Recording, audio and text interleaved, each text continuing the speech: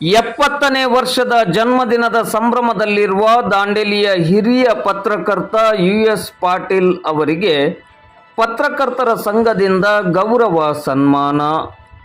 ಬಹುಮುಖ ವ್ಯಕ್ತಿತ್ವದ ದಾಂಡೇಲಿಯ ಹಿರಿಯ ಪತ್ರಕರ್ತರು, ನಿವೃತ್ತ ಪ್ರಾಚಾರ್ಯರು, ಶ್ರೀ ಜಗಜ್ಯೋತಿ ಬಸವೇಶ್ವರ ಮೂರ್ತಿ ಪ್ರತಿಷ್ಠಾಪನಾ ಸಮಿತಿಯ ಅಧ್ಯಕ್ಷರು, ಲಯನ್ಸ್ ಶಿಕ್ಷಣ ಸಂಸ್ಥೆಯ ಪ್ರಧಾನ ಕಾರ್ಯದರ್ಶಿಗಳು, ಪಟೇಲ್ ನಗರ ಮೊಹರಂ ಕಮಿಟಿಯ ಅಧ್ಯಕ್ಷರು ಹಾಗೂ ಲಯನ್ಸ್ ಮತ್ತು ಇನ್ನಿತರ ಸಂಘ ಸಂಸ್ಥೆಗಳ ಪ್ರಮುಖ ಪದಾಧಿಕಾರಿಗಳಾಗಿ ಶೈಕ್ಷಣಿಕ, ಸಾಮಾಜಿಕ, ಧಾರ್ಮಿಕ ಕ್ಷೇತ್ರಗಳಲ್ಲಿ ತನ್ನನ್ನು ತಾನು ತೊಡಗಿಸಿಕೊಂಡಿರುವ ಹಸನ್ಮುಖಿ ವ್ಯಕ್ತಿತ್ವದ ಯುಎಸ್ ಪಾಟೀಲ್ ಅವರಿಗೆ ಇಂದು ಬುಧವಾರ 70ನೇ ವರ್ಷದ ಜನ್ಮದಿನದ ಸಂಭ್ರಮ ಸಡಗರ.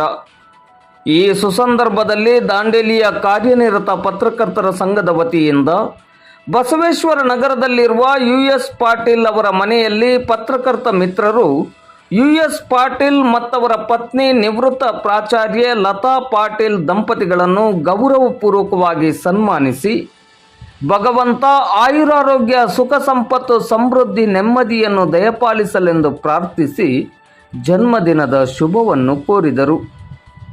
ಗೌರವ ಸನ್ಮಾನಕ್ಕೆ ಕೃತಜ್ಞತೆಯನ್ನು ಸಲ್ಲಿಸಿ ಮಾತನಾಡಿದ ಯುಎಸ್ ಪಾಟೀಲ್ ಅವರು, ನಮ್ಮ ಪತ್ರಕರ್ತರ ಸಂಘವು ಎಂದು ಭೇದ ಭಾವ ಮಾಡದೆ ನಾವೆಲ್ಲರೂ ಒಂದೇ ತಾಯಿಯ ಮಕ್ಕಳಂತೆ ಬೆರೆತುಕೊಂಡಿದ್ದೇವೆ, ಬೆಳೆದುಕೊಂಡಿದ್ದೇವೆ.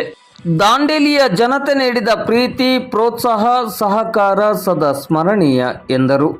ಈ ಸಂದರ್ಭದಲ್ಲಿ ದಾಂಡೇಲಿಯ ಕಾರ್ಯನಿರತ ಪತ್ರಕರ್ತರ ಸಂಘದ ಅಧ್ಯಕ್ಷರಾದ ಕೃಷ್ಣ ಪಾಟೀಲ್, ಕಾರ್ಯದರ್ಶಿ ಗುರುಶಾಂತ್ ಜಡೆ ಹಿರೇಮಠ್, ಉಪಾಧ್ಯಕ್ಷರಾದ ಬಿಎನ್ ವಾಸರೆ, ಖಜಾಂಚಿ ಅಕ್ಷಯ್ ಗೋಸಾವಿ, ಸದಸ್ಯರುಗಳಾದ ಸಂದೇಶ್ ಎಸ್ ಜೈನ್ ಮತ್ತು ರಾಜೇಶ್ ತಳೇಕರ್ ಹಾಗೂ ಯುಎಸ್ ಪಾಟೀಲ್ ಅವರ ಪುತ್ರಿ ಸೌಮ್ಯ ಮತ್ತು ಅಳಿಯ ದಿವಾಕರ್ ಅವರು ಉಪಸ್ಥಿತರಿದ್ದರು.